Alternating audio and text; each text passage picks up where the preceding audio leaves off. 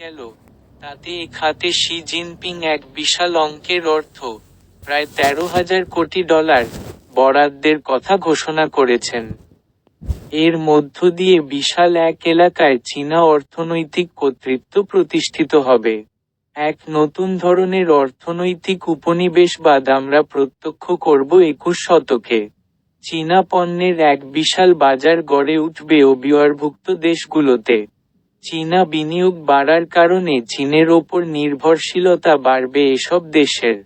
তখন অবিওয়ারভুক্ত দেশগুলো সুযোগ পাবে চীনের সঙ্গে শুল্কমুক্ত এক বাজার ব্যবস্থা গড়ে তুলতে।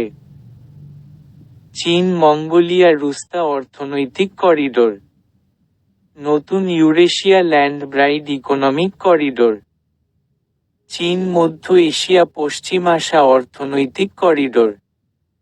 চীন, পাকিস্তান অর্থনৈতিক করিডোর। বাংলাদেশ চীন ভারত মিয়ানমার অর্থনৈতিক করিডোর। চীন ইন্দোচীন উপদ্বীপ অর্থনৈতিক করিডোর। চীনা বিশেষজ্ঞরা চীনের এই ভূমিকাকে চীনা বিশ্বায়ন হিসেবে আখ্যায়িত করেছেন।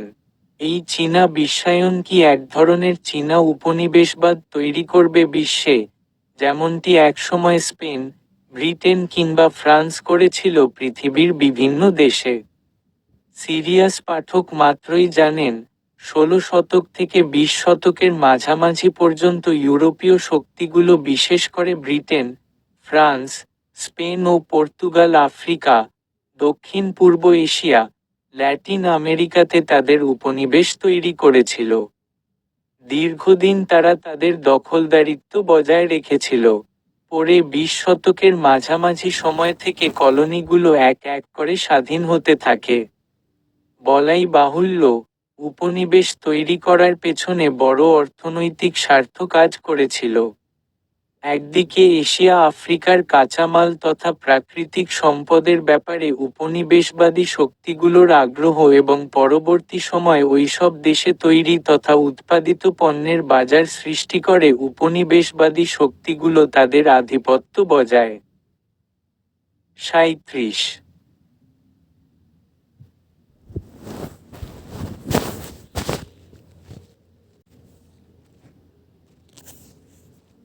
রেখে আসছিল।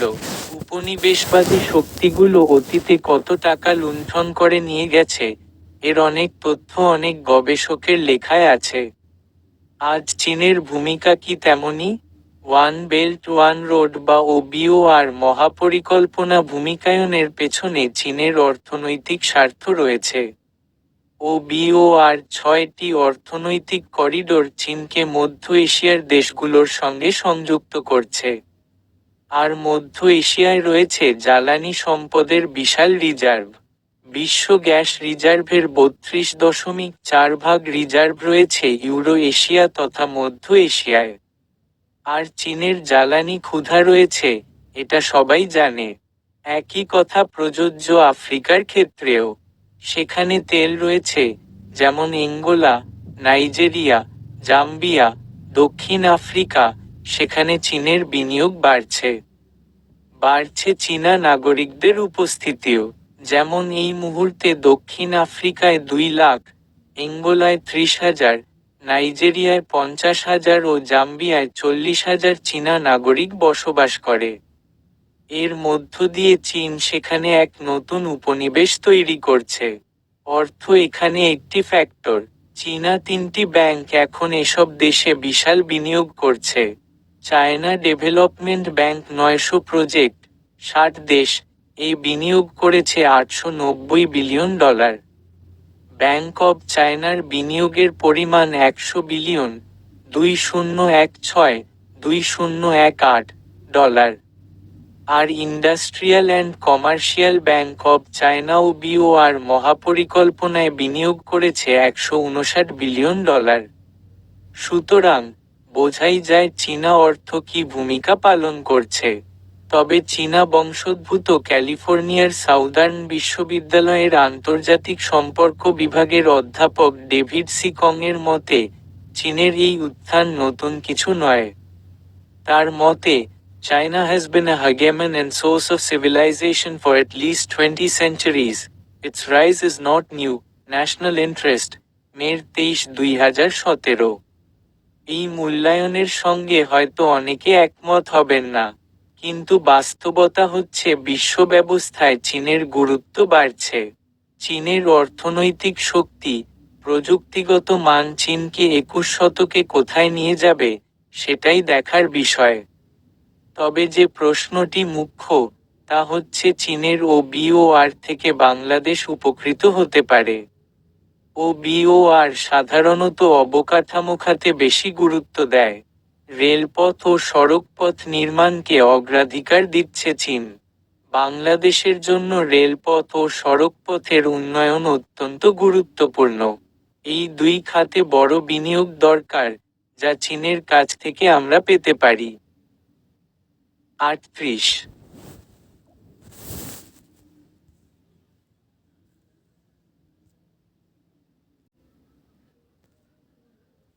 চীন ভারত দ্বন্দ্ব। চীনের ওয়ান বেল্ট ওয়ান রোড মহাপরিকল্পনা বাস্তবায়নে ভারত একটি ফ্যাক্টর। চীন ভারত দ্বন্দ্বে এই পরিকল্পনার একটি অংশ BCIM করিডোর বাস্তবায়িত হবে না। চীনের এই মহাপরিকল্পনায় স্থলপথে চীনের এক অঞ্চলের সঙ্গে ইউরোপের সংযুক্তি যাকে বলা হচ্ছে বেল্ট আর অন্যদিকে সমুদ্রপথে চীনের অন্য একটি অঞ্চলের সঙ্গে ইউরোপের সংযুক্তি ঘটবে, যাকে বলা হচ্ছে রোড।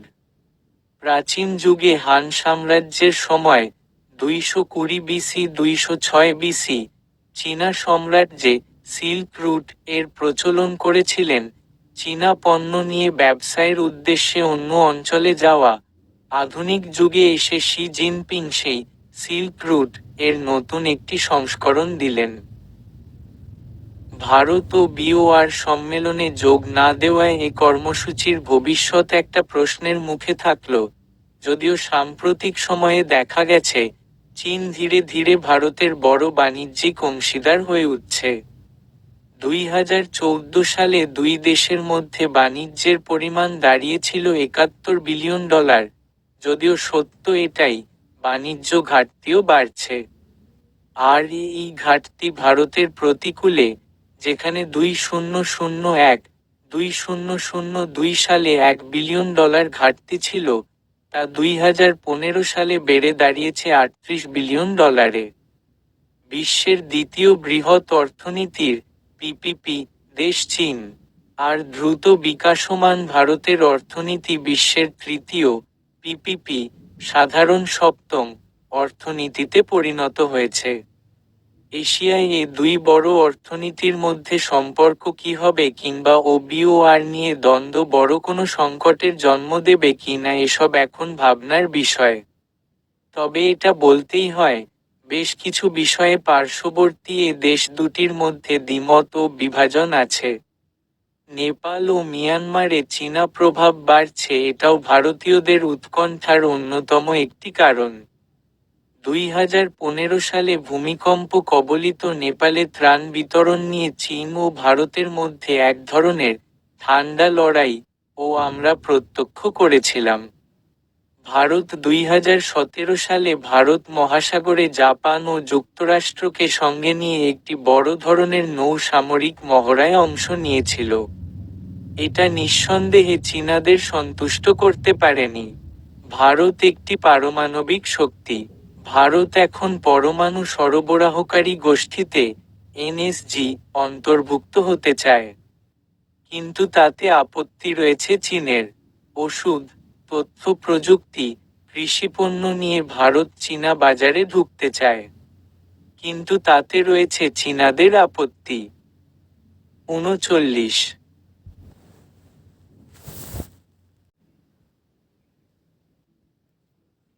ভবিষ্যতে চীনাদের একটা বড় চিন্তার কারণ হয়ে দাঁড়াবে ভারতের প্রাচীন কটন রুটের পুনরুত্থান।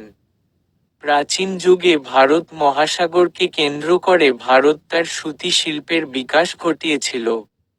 প্রাচীন ভারতে বণিকরা ভারত মহাসাগরের কয়েকটি রুট ব্যবহার করে তাদের পণ্য সামগ্রী, বিশেষ করে ভারতীয় সুতি কাপড় নিয়ে সুদূর আফ্রিকা পর্যন্ত যেত। দক্ষিণ পূর্ব এশিয়ায় ভারতীয় সংস্কৃতির বিকাশ ঘটেছিল এ পথ ধরেই। অথচ চীনের প্রেসিডেন্ট শি জিনপিংয়ের ওয়ান বেল্ট ওয়ান রোড মহাপরিকল্পনার সঙ্গে মোদির প্রস্তাবিত কটন রুটের ধারণা সাংঘর্ষিক। প্রাচীন কটন রুটকে নতুন করে সাজানোর মধ্য দিয়ে ভারত এক মহাপরিকল্পনা নিয়ে এগিয়ে যাচ্ছেন। ভারত মহাসাগরে তার সামরিক উপস্থিতি নিশ্চিত করা ভারতের এখন লক্ষ্য। ভারত এরই মধ্যে দক্ষিণ এশিয়ার সর্বত্র তার রাজনৈতিক কর্তৃত্ব প্রতিষ্ঠা করেছে। দক্ষিণ এশিয়ায় তার সীমান্তবর্তী যেসব দেশ রয়েছে, প্রতিটি দেশের সঙ্গে তার সম্পর্ক শুধু ভালোই নয়, বরং সর্বকালের সেরা সম্পর্ক রয়েছে এখন। এই অঞ্চলে ভারতের অর্থনৈতিক, সামরিক ও স্ট্র্যাটেজিক সম্পর্ক বৃদ্ধি পেয়েছে। অতীতে ভারতের প্রধানমন্ত্রী মনমোহন সিংয়ের সরকার যা করতে পারেনি, তা মোদি সরকার করে দেখিয়েছে। সার্ক যাত্রা র অংশ হিসেবে ভারত এই অঞ্চলের দেশগুলোকে তার পতাকাতলে আনছে। এটা অনেকটা মনরো ডক্ট্রিনের ভারতীয় সংস্করণ, অর্থাৎ ভারত চাইবে না এই অঞ্চলে অন্য কোনো শক্তি কর্তৃত্ব করুক অথবা প্রভাব বিস্তার করুক। চীন এই অঞ্চলের নিকট প্রতিবেশী। বাংলাদেশের সীমান্ত থেকে চীন সীমান্ত খুব বেশি দূরে নয়। এই অঞ্চলে চীনের প্রভাব সংকুচিত করার উদ্দেশ্য নিয়েই ভারত কাজ করে যাচ্ছে। ভারতের আপত্তির কারণে ভুটানে এখন পর্যন্ত চীন তার দূতাবাস খুলতে পারেনি। তাই চীন ভারত সম্পর্কটা অনেকের কাছেই আলোচনার অন্যতম একটি বিষয়। চীন ভারত দ্বন্দ্বে বাংলাদেশ যে আক্রান্ত হবে, তা বলাই বাহুল্য। বাংলাদেশ অত্যন্ত কৌশলে পার্শ্ববর্তী এই দুটো বড় দেশের সাথে এক ধরনের ভারসাম্য রক্ষা করে আসছে। পার্শ্ববর্তী দেশ ভারতকে যেমনই আমাদের প্রয়োজন, ঠিক তেমনই প্রয়োজন চীনের সাহায্য ও সহযোগিতার, যা আমাদের উন্নয়ন প্রক্রিয়াকে এগিয়ে নিতে সাহায্য করবে। অনেকেই স্মরণ করতে পারেন 1962 সালে চীন-ভারত যুদ্ধের কথা, যে যুদ্ধে ভারতের একটা বিশাল এলাকা চীন দখল করে নিয়েছিল। এর 80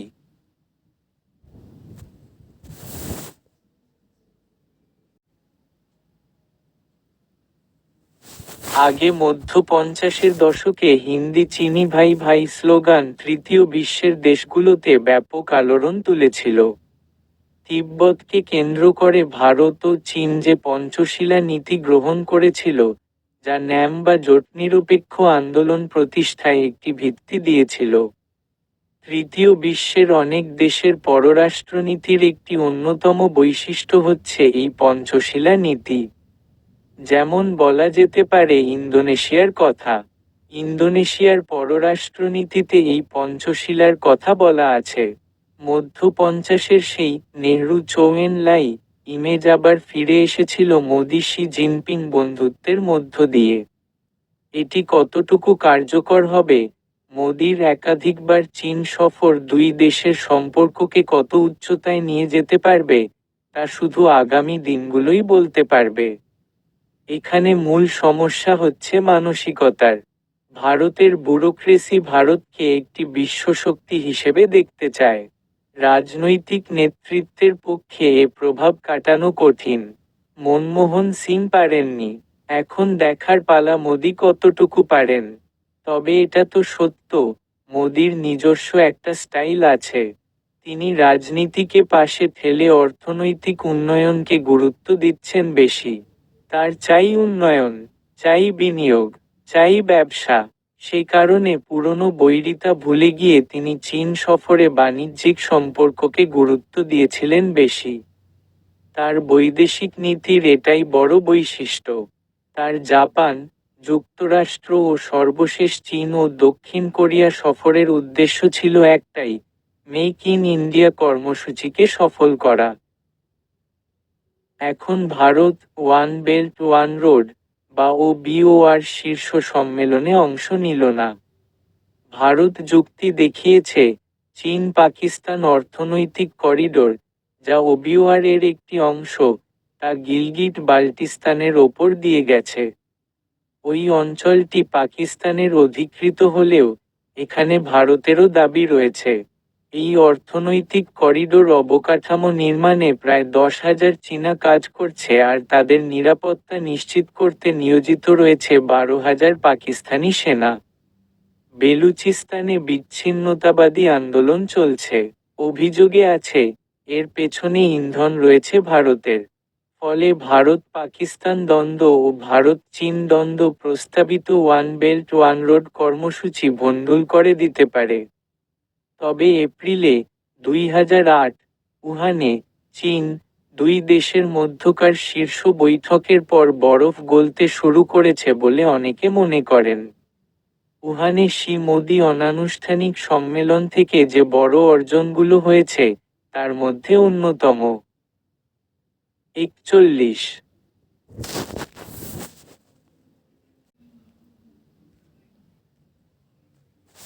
হলো দীর্ঘদিন ধরে সুপ্ত থাকা বিসিআইএমকে কার্যকর করা। উহান সম্মেলনের পর যে আলাদা প্রজ্ঞাপন দেওয়া হয়েছে, তাতে বিসিআইএম এর কথা উল্লেখ রয়েছে। বিসিআইএম এর অধীনে প্রকল্পগুলো এগিয়ে নেওয়ার ব্যাপারে দুই নেতা একমত হয়েছেন বলে মনে হচ্ছে। বিসিআইএম নিয়ে চীনের আগ্রহ যথেষ্ট থাকলেও ভারত ধীরে এগিয়েছে। দেশের অশান্ত উত্তর পূর্বাঞ্চলে প্রস্তাবিত অর্থনৈতিক করিডোরের পরিণতি কী হয়, তা নিয়ে অনিশ্চয়তার কারণেই এখানে ধীরে এগিয়েছে ভারত। কলকাতায় নিযুক্ত চীনা কনসাল জেনারেল মা ঝানু এক সংবাদ সম্মেলনে 2018 বলেছেন, বিসিআইএম এর অধীন প্রকল্পগুলোর কাজ এখন শুরু হবে। কারণ দুই নেতা এর কাজ এগিয়ে নেওয়ার ব্যাপারে সম্মত হয়েছেন। এটা মনে করার কোনো কারণ নেই যে বেইজিং থেকে ইঙ্গিত না পেলে তিনি এরকম বক্তব্য প্রকাশ্যে দেবেন না। তিনি আরও বলেন, বিসিআইএম এবং এর সাথে সংশ্লিষ্ট প্রকল্পগুলোকে কেন্দ্র করে মিলিয়ন মিলিয়ন ডলার বিনিয়োগ করবে চীন। এতে প্রতিবেশী বাংলাদেশ ও মিয়ানমারের শুধু খুশি হওয়া উচিত নয়, বরং ভারতের পূর্ব ও উত্তর-পূর্ব দিকের রাজ্যগুলো এতে আনন্দিত হতে পারে। 2 বছর আগে গুয়াহাটি ভিত্তিক সিএসপিআর একটি জরিপ চালিয়েছিল। বিভিন্ন খাতে যারা সিদ্ধান্ত নিয়ে থাকেন, এরকম ব্যক্তিদের সাক্ষাৎকার নেওয়া হয়েছিল সে সময়। এরা প্রায় সবাই বিসিআইএমকে সম্ভাবনাময় খেলা বদলে দেওয়ার মতো গুরুত্বপূর্ণ হিসেবে মতো দিয়েছিলেন। বিসিআইএম অর্থনৈতিক করিডোরটি এই অঞ্চলের মধ্য দিয়ে নির্মাণের কথা এবং সেটা যদি বড় ভারতীয় ও চীনা কর্পোরেট বিনিয়োগ আকর্ষণ করতে পারে, তাহলে এই চার দেশ ভবিষ্যতে অনেক কিছুর আশা করতে পারে। সার্বভৌমত্বের প্রশ্নে চীন-পাকিস্তান ইকোনমিক করিডোরের সিপিইসি ব্যাপারে আপত্তি হয়তো এখনও প্রত্যাহার করেনি ভারত। কিন্তু বিসিআইএম নিয়ে এগিয়ে যাওয়ার যে সিদ্ধান্ত নিয়েছে তারা, সেটা শুধু চীন-ভারত সম্পর্কের জন্যই নয়, বরং বাংলাদেশ ও মিয়ানমারের জন্যও একটা বড় অর্জন, যারা সাধারণত চীন-ভারত প্রতিদ্বন্দ্বিতার স্রোতের মধ্যে পড়তে পছন্দ করে না। উহান স্পিরিট পূর্ব দিকে অর্থপূর্ণ চীন-ভারত সম্পর্কের পরিবেশ তৈরি করেছে, যেটা চীন, ভারত, বাংলাদেশ ও মিয়ানমারের সংঘাতপূর্ণ অঞ্চলকে প্রবৃদ্ধির অঞ্চলে রূপান্তরিত করতে পারে। 42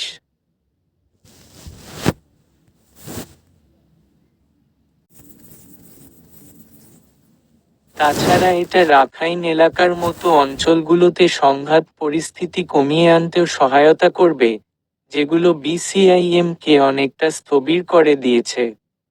রোহিঙ্গা শরণার্থীদের ফিরিয়ে নেওয়ার জন্য মিয়ানমারকে চাপ দেওয়ার ব্যাপারে চীন ও ভারত যদি একমত হতে পারে, তাহলে নির্বাচনের বছরে 2018 সেটা শুধু বাংলাদেশের একটা গুরুতর সমস্যা সমাধানেই ভূমিকা রাখবে না, বরং রাখাইন অঞ্চলে শান্তি ফিরিয়ে আনতেও ভূমিকা রাখবে, যেখানে চীন ও ভারতের অনেক স্বার্থ রয়েছে। চীন কিউক ফিউ বন্দর এবং স্পেশাল ইকোনমিক জোন প্রকল্পে অর্থায়ন করেছে, অন্যদিকে, পুনর্গঠিত সিটওয়ে বন্দর ঘিরে ভারতের কালাদান বহুমুখী সংযোগ প্রকল্প গড়ে উঠেছে। এই দুটোরই অবস্থান রাখাইন রাজ্যে।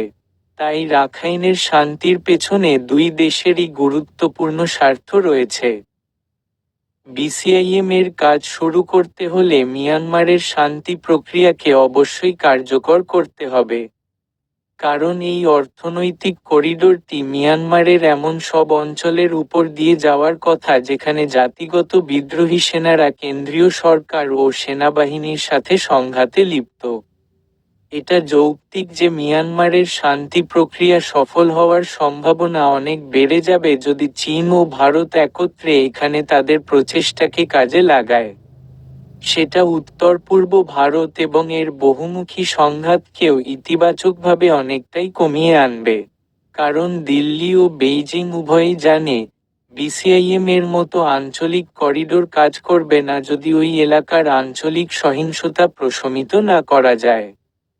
বিসিআইএম ইকোনমিক করিডোরের উপর উহান সম্মেলনের প্রভাবের কারণে কলকাতা কুনমিন ফোরামও আবার সক্রিয় হতে পারে অথবা কে সংলাপ শুরু হতে পারে। দোকলামের ঘটনার আগে টানা 15 বছর যে সংলাপ চালু ছিল। 6টি চীনা কোম্পানি এখানে বিনিয়োগ করছে। 2015 সালের ডিসেম্বরে চীনা কোম্পানিগুলো কনসোর্টিয়াম করে টেন্ডারটি পায়। চীন একটি অর্থনৈতিক অঞ্চলও তৈরি করছে এখানে। 20 বছরে এটা শেষ হবে। গভীর সমুদ্র বন্দর নির্মাণ শেষ হলে বছরে 7.8 মিলিয়ন টন কার্গো ও 4.9 মিলিয়ন টু কন্টেইনার হ্যান্ডেল করবে। এতে করে 1 লক্ষ স্থানীয় লোকের কর্মসংস্থান হবে। এটি মিয়ানমারের অর্থনীতিতে $10 মিলিয়ন যোগ করবে। দ্য স্ট্রেটস টাইম, 8 জুলাই 2018। 43।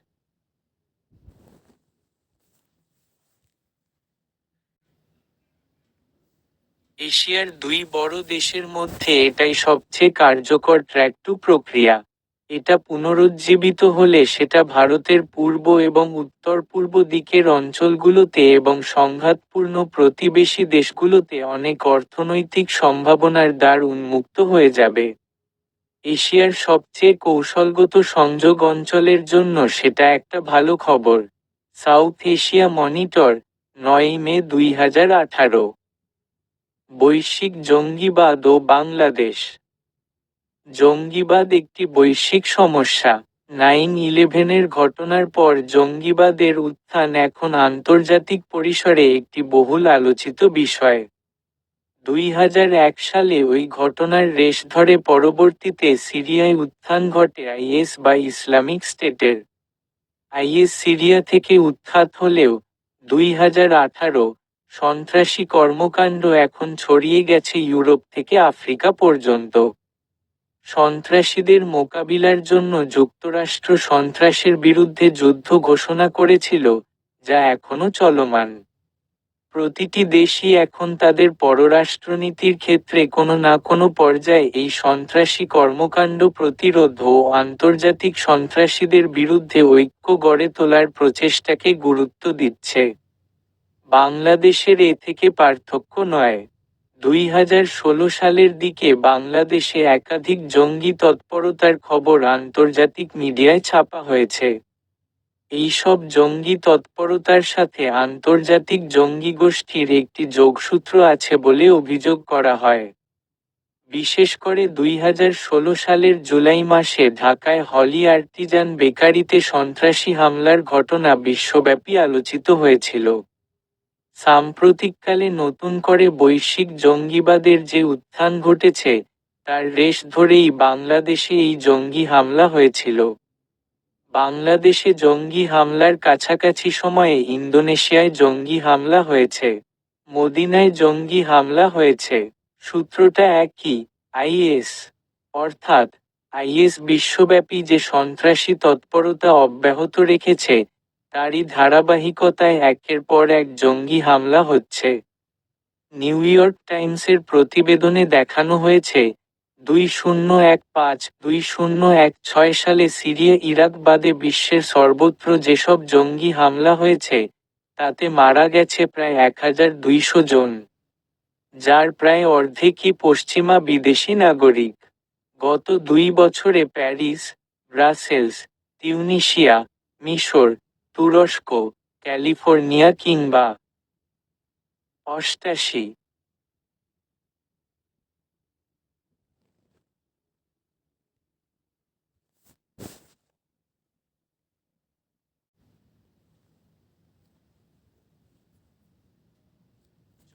অরল্যান্ডোয় যেসব আত্মঘাতী হামলা হয়েছে, তার প্রতিটির সঙ্গে আইএসের সংশ্লিষ্টতা প্রমাণিত হয়েছে। প্রতিটি ক্ষেত্রে আইএস তার দায় স্বীকার করেছে। ঢাকার হলি আর্টিজানে জঙ্গি হামলায় আইএস তার দায়ভার স্বীকার করেছে, যদিও সরকারের পক্ষ থেকে বলা হয়েছে ৯০ জেএমবির কথা। এরপর শোলাকিয়ার ঈদগাহের পাশে যে হামলা হয়েছিল তার সঙ্গে হলি আর্টিজানের হামলাকারী চক্রের যোগসূত্র ছিল বলে পুলিশের এক ঊর্ধ্বতন কর্মকর্তা জানিয়েছেন। নিঃসন্দেহে গুলশানের পর শোলাকিয়ার ঘটনা আমাদের জন্য অন্যতম একটা চিন্তার কারণ। বেশ কিছুদিন ধরে এ ধরনের সন্ত্রাসী ঘটনা বারবার ঘটছে। এতে বিদেশে আমাদের ভাবমূর্তি নষ্ট হচ্ছে। গুলশানের হলি আর্টিজান রেস্তোরাঁয় জঙ্গি হামলার পর কেটে গেছে ২ বছর, কিন্তু এর রেশ বাংলাদেশে যেমন রয়ে গেছে, তেমনই রয়ে গেছে বিদেশেও। যুক্তরাষ্ট্রে এখনো সংবাদপত্রে, গবেষণামূলক সাময়িকীতে বাংলাদেশে জঙ্গিবাদের উত্থান নিয়ে নিবন্ধ প্রকাশিত হচ্ছে। বাংলাদেশ যে মার্কিনী নীতিনির্ধারকদের কাছে গুরুত্বপূর্ণ একটি দেশ হয়ে উঠছে, এটা তার বড় প্রমাণ। মার্কিনিরা আসলে জানতে চায় বাংলাদেশ কোন দিকে যাচ্ছে। নিঃসন্দেহে বাংলাদেশের রাজনীতির জন্য এটা বড় ধরনের ঘটনা। আরও একটি সম্ভাবনাকে আমি অস্বীকার করতে পারি না। পশ্চিমবঙ্গের বর্ধমানে ২০১৪ সালের অক্টোবরে যে বিস্ফোরণের ঘটনা ঘটেছিল, তাতে বাংলাদেশের জঙ্গি সংগঠন জেএমবির সংশ্লিষ্টতা প্রমাণিত হয়েছিল ভারতীয় গোয়েন্দা সংস্থার তদন্তে। যেটা খুব উদ্বেগের বিষয়, তা হচ্ছে ভারতীয় গোয়েন্দাদের তদন্তে বেরিয়ে এসেছে পশ্চিমবঙ্গের নদিয়া ও বর্ধমানের প্রত্যন্ত অঞ্চলে জেএমবির ঘাঁটি রয়েছে। বাংলাদেশের নাগরিক হাফিজ শেখ, জানুয়ারি ২০১৬, কিংবা সেলিম রেজার, জানুয়ারি ২০১৬, জঙ্গি কানেকশনে গ্রেপ্তারের কাহিনী সেখানকার পত্রপত্রিকায় ছাপা হয়েছিল। পাঠক স্মরণ করতে পারেন ভারতীয় গোয়েন্দারা ওই সব কর্মকাণ্ডে, বিশেষ করে বর্ধমানে বোমা বিস্ফোরণ, জেএমবির সংশ্লিষ্টতা খতিয়ে দেখতে ঢাকায়ও এসেছিলেন। ফলে হলি আর্টিজানে যে ৫ জঙ্গি মারা গেছে, তারা পশ্চিমবঙ্গে প্রশিক্ষণ নিয়ে থাকতে পারে। বড় রাজনৈতিক দলগুলোর মধ্যে দ্বন্দ্ব, বিভেদ, রেষারেষি ও অনৈক্য যদি থাকে, তাতে জঙ্গিরাই লাভবান হবে। এই ধরনের জঙ্গি হামলাকে আমরা একপাশে ঠেলে সরিয়ে রাখতে পারি না। এই ধরনের ঘটনা আমাদের দেশের জাতীয় নিরাপত্তার সঙ্গে সম্পৃক্ত। মোদ্দা কথা, 9:45।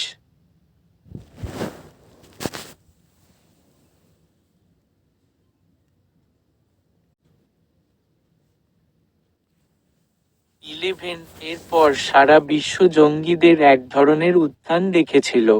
তখন আল কায়েদার টার্গেট ছিল মার্কিন নাগরিক, মার্কিন স্থাপনা কিংবা যেখানে মার্কিনী স্বার্থ রয়েছে সেখানে তাদের আক্রমণ তারা পরিচালনা করেছে। কিন্তু আইএস এক ভিন্ন মাত্রা নিয়ে আবির্ভূত হয়েছে। তাদের আক্রমণের টার্গেট হচ্ছে সাধারণ মানুষ। এক আত্মঘাতী সন্ত্রাসী সংস্কৃতির জন্ম দিয়েছিল আইএস। আশার কথা আইএস সিরিয়া থেকে উৎখাত হয়েছে, কিন্তু তাদের আদর্শের মৃত্যু হয়নি। বাংলাদেশে ২০১৮ সালে এসে এ ধরনের কর্মকাণ্ড নেই বললেই চলে। আমাদের আইন শৃঙ্খলা বাহিনী এক্ষেত্রে সফল হয়েছে, তবে বহির্বিশ্বে আমাদের ভাবমূর্তি কিছুটা হলেও ক্ষতিগ্রস্ত হয়েছে।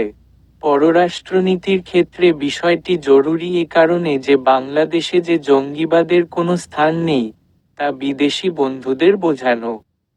মনে রাখতে হবে বাংলাদেশকে বিশেষ নজরে রাখছে কোনো কোনো দেশ। বাংলাদেশে আইএস বিতর্ক।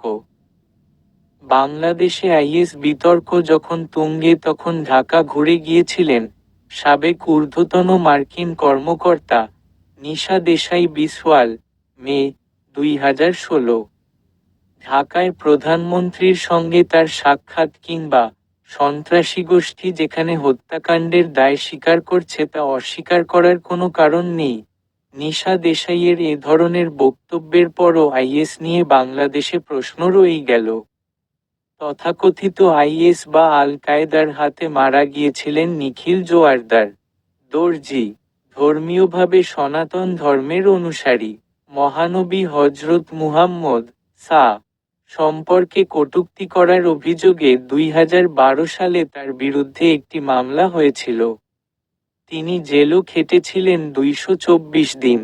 এটাই কি অপরাধ যে তিনি মহানবী সম্পর্কে কটূক্তি করেছিলেন? সাইট ইন্টেলিজেন্স আমাদের জানাচ্ছে, আইএস এই হত্যাকাণ্ডের দায়-দায়িত্ব স্বীকার করেছে। আইএস নিয়ে মহাবিতর্ক বাংলাদেশে। এর আগে একই কায়দায় খুন হন কলাবাগানের বাসিন্দা ও ইউএসএইডে কর্মরত জুলহাজ ও তার বন্ধু তনয়। তাদের অপরাধ কি? জুলহাজ সমকামীদের পত্রিকা রূপবান সম্পাদনা করতেন এবং তৃতীয় লিঙ্গের মানুষদের অধিকারের পক্ষে কথা বলতেন। এটাই কি অপরাধ? এর একটি মারাত্মক প্রতিক্রিয়া আমরা দেখেছি। শুধু মার্কিন রাষ্ট্রদূতই নন, স্বয়ং 46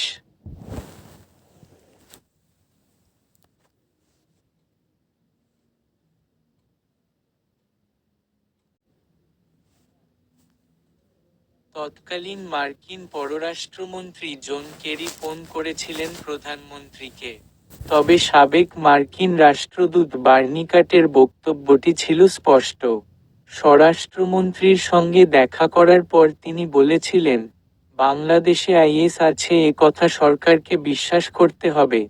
এটাই হচ্ছে মোদ্দা কথা। যুক্তরাষ্ট্র মনে করে বাংলাদেশে আইএস আছে এবং সরকার যেন তা স্বীকার করে নেয়। বাংলাদেশে আইএস নেই এ কথা বারবার বলে আসছেন স্বরাষ্ট্রমন্ত্রী। পুলিশ প্রধানও বলেছেন, পশ্চিমা বিশ্ব বাংলাদেশকে ইরাক সিরিয়া বানাতে চায়। বাংলাদেশে আইএস বিতর্কটা সাম্প্রতিক সময়ের। আর আইএসের নিজস্ব ওয়েবসাইট ও ম্যাগাজিন দাবি এ সংক্রান্ত খবর খুব কমই ছাপা হয়েছে।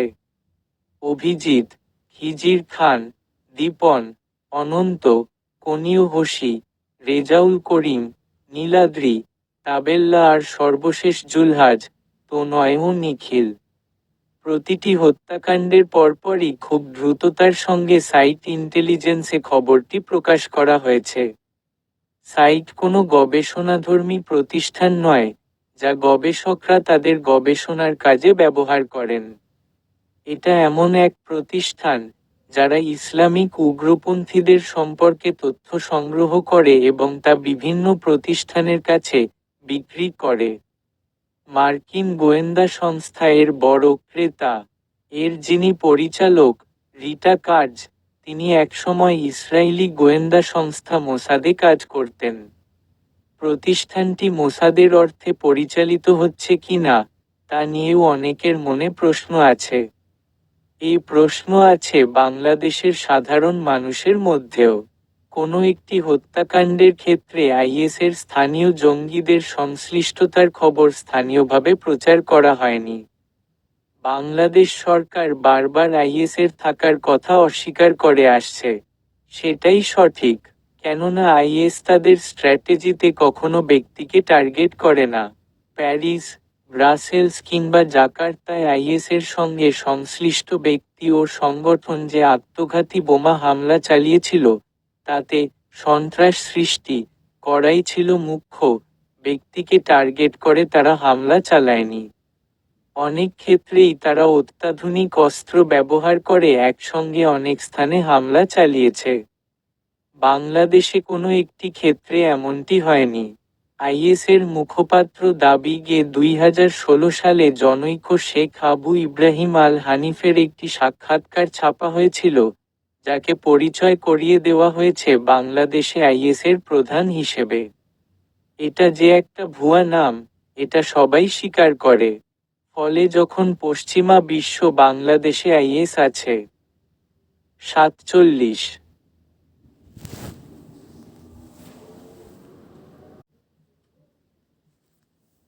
এই স্বীকারোক্তি আদায় করে নিতে চায়, তখন প্রশ্ন উঠবেই, আইএস আছে এই যুক্তি তুলে যুক্তরাষ্ট্র নতুন এক যুদ্ধ এর সূচনা করেছে অনেক দেশেই। মধ্যপ্রাচ্যের পর তাদের দৃষ্টি এখন আফ্রিকার দিকে। দক্ষিণ এশিয়াও তাদের নজরে আছে। তথাকথিত 9/11-এর পর যুক্তরাষ্ট্র সন্ত্রাসের বিরুদ্ধে যুদ্ধ শুরু করলে পৃথিবীর অনেক দেশে জঙ্গি গোষ্ঠীর জন্ম হয়, যারা নিজ নিজ দেশের প্রশাসনকে চ্যালেঞ্জ করতে শুরু করেছে। উত্তর নাইজেরিয়ায় 2002 সালে বোকা হারাম, আসল নাম the people's of the Sunni preaching and jihad, নামে একটি জঙ্গি সংগঠনের জন্ম হয়েছিল, যারা এখন মালি, নাইজার, সাদ, ক্যামেরুনের বিস্তীর্ণ অঞ্চলে অপারেট করছে। নাইজেরিয়ার শক্তিশালী সেনাবাহিনী থাকলেও এই সেনাবাহিনী বোকা হারাম দমনে ব্যস্ত। মিশরে জন্ম হয়েছে আনসার বায়াত আল মাকদিস। সিরিয়ায় রয়েছে বুশরা ফ্রন্ট। ইয়েমেনে রয়েছে আল কায়দার উপস্থিতি। এসব সংগঠনের অনেকেই আইএসের প্রতি এরই মধ্যে আনুগত্য প্রকাশ করেছে। ইন্দোনেশিয়ায় কাতিবা নুসান্তারা আইএসের আনুগত্য স্বীকার করেছে এবং জানুয়ারিতে 2018 জাকার্তায় সন্ত্রাসী কর্মকাণ্ড চালিয়েছে। সন্ত্রাসের বিরুদ্ধে যুদ্ধের নামে যুক্তরাষ্ট্র একক কর্তৃত্ব করতে চায় এবং প্রতিটি দেশ থেকে সুবিধা আদায় করে নিতে চায়। যারা অধ্যাপক মিশেল চোসুডস্কির বহুল আলোচিত গ্রন্থ আমেরিকাস ওয়ার অন টেররিজম পড়েছেন, তারা দেখেছেন অধ্যাপক চসুডোভস্কি তথ্য উপাত্তসহ দেখিয়েছেন কারা টুইন টাওয়ার হামলার সঙ্গে জড়িত ছিল এবং যুক্তরাষ্ট্রের সন্ত্রাসের বিরুদ্ধে যুদ্ধের আসল উদ্দেশ্য কী। অধ্যাপক চসুডোভস্কি কানাডার টরেন্টো বিশ্ববিদ্যালয়ের অর্থনীতির অধ্যাপক। কানাডায় থাকেন এবং সেখানে একটি গবেষণা কেন্দ্র পরিচালনা করেন। তার মূল্যায়ন হচ্ছে, টুইন টাওয়ার ধ্বংস হয়ে যাওয়ার পর যুক্তরাষ্ট্রের যত বেশি ক্ষতি হয়েছে, তার চেয়ে লাভ হয়েছে অনেক বেশি। তাই আজ যখন মার্কিন রাষ্ট্রদূত, সাবেক পররাষ্ট্রমন্ত্রী জন কেরি কিংবা অ্যান্টনি ব্লিংকেন, সাবেক ডেপুটি মার্কিন পররাষ্ট্রমন্ত্রী, বাংলাদেশে আইএস আছে বলে দাবি করেন এবং বাংলাদেশকে তা স্বীকার করতে বলেন, তখন স্পষ্টতই ওপরে উল্লিখিত তথ্যগুলো সামনে চলে আসে। বাংলাদেশে হোমগ্রোন জঙ্গি আছে। সরকার জননিরাপত্তার প্রতি খুব বেশি সজাগ। কিন্তু যে প্রশ্নটি আমাকে ভাবিত করে, তা হচ্ছে বার্নিকাটের সঙ্গে আলোচনা শেষে স্বরাষ্ট্রমন্ত্রী যখন বলেন, সন্ত্রাস দমনে বাংলাদেশ যুক্তরাষ্ট্র যৌথ সেল গঠন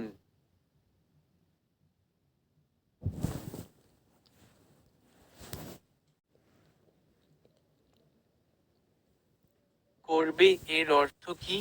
সন্ত্রাসের বিরুদ্ধে যুদ্ধ, এ যুক্তরাষ্ট্রের বিশ্বব্যাপী যে অভিযান, তাতে কি বাংলাদেশ অংশ নিতে যাচ্ছে? যুক্তরাষ্ট্রের নেতৃত্বে the global coalition two counter ISIL, তাতে কি বাংলাদেশ যোগ দেবে?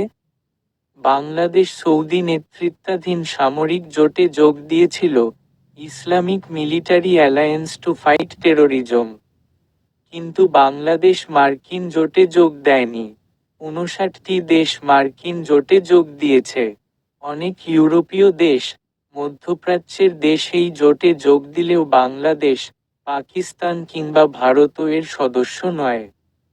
যুক্তরাষ্ট্র অনেক দিন থেকেই চাচ্ছে Bangladesh SOFA, status of forces agreement, ও ACSA, acquisition of cross servicing agreement, চুক্তিতে যোগ দিক। বাংলাদেশ এখন পর্যন্ত মার্কিনী চাপ উপেক্ষা করে আসছে। বাংলাদেশ যদি এই চুক্তিতে রাজি হয়, তাহলে বিনা ভিসায় মার্কিন সেনা সদস্যরা বাংলাদেশে আসতে পারবে, অবস্থান গ্রহণ করতে পারবে এবং তারা যদি কোনো অন্যায় করে তাদের বাংলাদেশি আইন কিংবা আন্তর্জাতিক অপরাধ আদালতে সোপর্দ করা যাবে না। তবে বাংলাদেশের মধ্যেই যুক্তরাষ্ট্রের সঙ্গে অংশীদারি সংলাপ চুক্তি ও টেকফা চুক্তি স্বাক্ষর করেছে।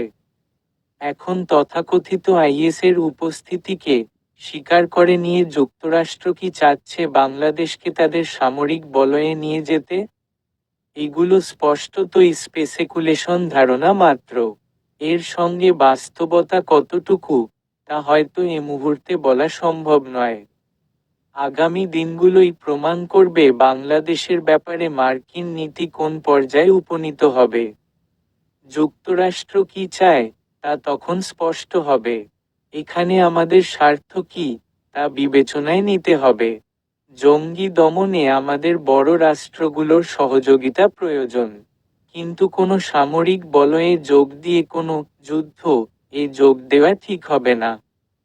বাংলাদেশ যুক্তরাষ্ট্রের নেতৃত্বাধীন সামরিক জোটে যোগ দেয়নি।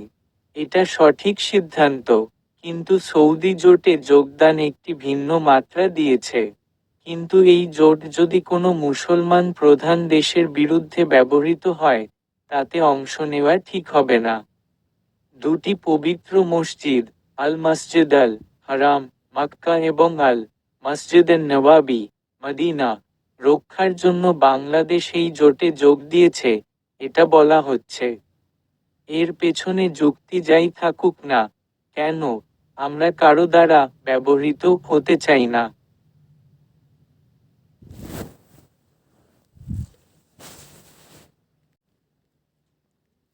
বাংলাদেশ ও আসিয়ান। বাংলাদেশ তার পররাষ্ট্রনীতিতে পূর্বমুখী পররাষ্ট্রনীতিকে গুরুত্ব দিয়েছে। এর অর্থ বাংলাদেশ আসিয়ানভুক্ত পূর্বের দেশগুলোর দিকে তাকাতে চায়। এখানে তার অর্থনৈতিক স্বার্থ রয়েছে। আসিয়ানে আগামী দিনে বিশাল এক মুক্ত বাণিজ্য অঞ্চল গড়ে উঠছে।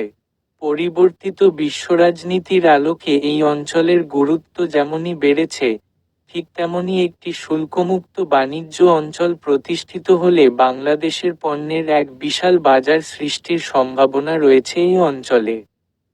বাংলাদেশ তাই আসিয়ানের সাথে সম্পর্ককে গুরুত্ব দেয়। যেহেতু আসিয়ানের বাণিজ্যিক ও বিনিয়োগের ক্ষেত্রে স্থিতিশীল প্রবৃদ্ধির জন্য সমগ্র এশিয়া প্যাসিফিক অঞ্চলের কাছে গুরুত্বপূর্ণ, তাই বিভিন্ন রাষ্ট্রই আসিয়ানের সদস্য হওয়ার চেষ্টা করছে। এর সদস্য হওয়ার একটি মানদণ্ড বা নির্ণায়ক হল আগ্রহী সদস্যকে এর প্রত্যেকটি চুক্তি, ঘোষণাপত্রের সাথে একমত পোষণ ও সম্মতি জ্ঞাপন করতে হবে। আলোচনার মাধ্যমে সদস্যের এশিয়ান ফ্রি ট্রেড এরিয়া এবং অন্যান্য অর্থনৈতিক ক্ষেত্রে অংশগ্রহণের দক্ষতা ও সামর্থ্য নির্ধারণ করা হবে। এছাড়া, আসিয়ানের সদস্যদের দক্ষিণ পূর্ব এশিয়ায় অবস্থান করতে হবে। আসিয়ানের অনেক সদস্য দেশ বাংলাদেশকে আসিয়ানের সদস্য হওয়ার জন্য উপযোগী হিসেবে সমর্থন করে এবং লাওস একে পর্যবেক্ষকের মর্যাদা দেওয়ারও প্রস্তাব করেছে। এছাড়া, বাংলাদেশও আসিয়ানের সাথে তার সম্পর্ককে আরও জোরদার করতে আগ্রহী ও তার জন্য বাংলাদেশ বিভিন্ন পদক্ষেপও নিচ্ছে। 2011 সালে বাংলাদেশ লুক ইস্ট পলিসি গ্রহণ করে, যা মূলত বাংলাদেশের পূর্ব এবং দক্ষিণ পূর্ব এশিয়ার দেশগুলোর সাথে অর্থনৈতিক, প্রতিরক্ষা, সাংস্কৃতিক এবং অন্যান্য স্বার্থ বজায় রাখার জন্য গৃহীত একটি বৈদেশিক নীতি, যা দক্ষিণ পূর্ব এশিয়ার দেশগুলোর সাথে সম্পর্ককে উন্নত করেছে। এটি জাপান ও চীনের সাথে দ্বিপাক্ষিক বিভিন্ন চুক্তি এবং বাণিজ্য বৃদ্ধিতে সহায়তা করেছে, যার ফলশ্রুতিতে আসিয়ানের দেশগুলোর সাথেও সম্পর্ক বৃদ্ধি পেয়েছে, বিশেষ করে বাণিজ্যিক এবং বিনিয়োগের সম্পর্কের ক্ষেত্রে। বাংলাদেশের অর্থনীতি ও জনসংখ্যার পরিমাণ প্রায় কম্বোডিয়া, লাওস ও মিয়ানমার এই তিনটি দেশের মোট অর্থনীতি ও জনসংখ্যার সমান। এছাড়াও বাংলাদেশ আসিয়ানকে দক্ষিণ এশিয়ার ভারতের মতো বড় মার্কেটের